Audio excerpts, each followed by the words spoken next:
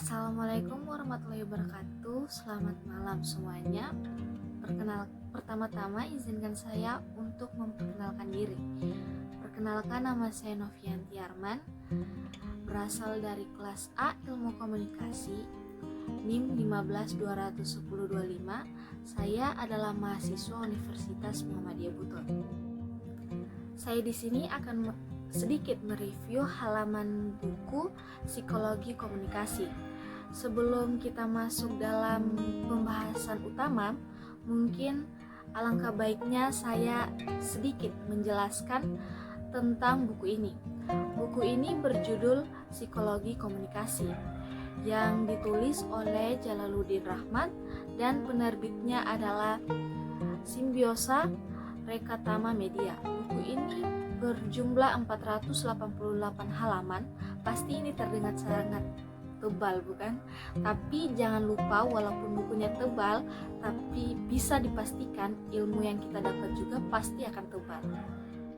Mungkin kita tidak perlu berlama-lama dalam membahas buku ini. Kita langsung masuk saja ke topik utama, yaitu mereview sedikit halaman buku Psikologi Komunikasi. Dan di sini saya cuma ingin sedikit menjelaskan bahwa saya akan mereview halaman 430 sampai halaman terakhir buku ini. Dan juga saya sudah sedikit merangkum materi pada halaman tersebut. Jadi saya akan mereview sesuai dengan rangkuman yang saya punya. Oke, kita mulai saja. Dalam halaman 430 ada di mana penulis memberitahu buku pertama yang ia baca. Buku pertama yang ia baca tentang gangguan jiwa abnormal psikologi. Anda dikatakan sakit jiwa jika perilaku-perilaku Anda tidak normal. Kata abnormal menimbulkan persoalan. Akhirnya, para psikolog merumuskan abnormal secara statistik. Sifat-sifat berpikir dan berperilaku dikatakan abnormal jika jarang terjadi atau secara statistik tidak bisa. Kesulitan definisi statistik ialah tidak memperhitungkan apakah perilaku yang menyimpang itu dikehendaki atau tidak. Foucault tahun 1965, filsuf Prancis, menulis buku khusus tentang kegilaan. Kegilaan adalah masalah sosial historis, bukan masalah medis. Profesi psikiatris muncul untuk mengklasifikasikan, mengendalikan, dan mendisiplinkan orang gila, yakni warga negara yang secara ekonomis tidak produktif, dan memisahkannya dari kelompok normal. Sebelum Foucault, para antropolog menemukan bahwa apa yang disebut gila itu adalah ditentukan oleh nilai-nilai dan praktik-praktik budaya. Ruth Benedict tahun 1934 mempertanyakan definisi normal dan patologi pada kebudayaan barat dalam esainya Anthropology and the Abnormal. Di barat, normal atau abnormal ditentukan oleh para profesor psikiatri yang bergabung pada American Psychiatry Association. Hasil kesepakatan mereka dituangkan dalam buku pedoman para psikiater seluruh dunia, Diagnostic and Statistical Manual of Mental Disorder atau DSM. Pada DSM pertama tercatat 106 gangguan jiwa, DSM keempat tercatat 297, kemudian direvisi bertambah 374 gangguan jiwa. Pada perumusan DSM kelima, yaitu terakhir, karena daftarnya menjadi gendut, sebagian gangguan jiwa dimasukkan sebagai subkategori dari gangguan jiwa tertentu. Walaupun begitu, edisi terakhir itu dalam buku tebal yang terdiri atas 992 halaman. Sampai edisi terakhir, para psikolog internet ingin memasukkan adiksi internet sebagai salah satu gangguan jiwa dan gagal. Sampai buku ini ditulis, masih berlangsung perdebatan antara mereka yang menganggap apa yang mereka sebut adiksi internet sebagai salah satu perilaku abnormal dengan mereka yang menganggapnya perilaku normal karena bukan adiksi. Adiksi internet sebagai topik penelitian dimulai oleh Kimberly Young di sebuah apartemen satu kamar tidur di Rochester, New York.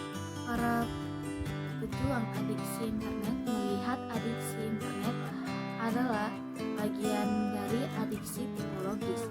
Adiksi teknologis bagian dari adiksi behavioral. Adiksi terbagi menjadi dua, yaitu adiksi nafsa dan adiksi behavioral. Secara logis, mestinya adiksi internet dimasukkan dalam DSM-5. Pada 4 DSM sebelumnya, kata adiksi saja tidak tercantum.